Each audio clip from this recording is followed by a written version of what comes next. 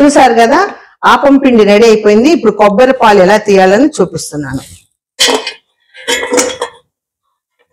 కొబ్బరి పాలు బజార్లో సూపర్ మార్కెట్ లో దొరుకుతుందేమో కమ్మా. అవి ఎంత తీసుకోకూడదు, కెమికల్ ఉంటుంది. ఇది ఫ్రెష్ మనం తయారు చేసేది. అవునవును, ఇంట్లోనే చేసుకొని తింటే ఆరోగ్యం మంచిది, అన్ని విధాలా మంచిది. అల్సర్ రాకుండా ఉంటుంది కడుపులో.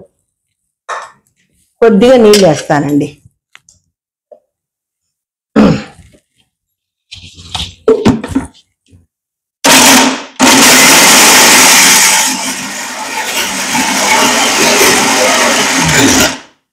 కొంచెం వాటర్ వేస్తూ పాలు తీయాలన్నమాట.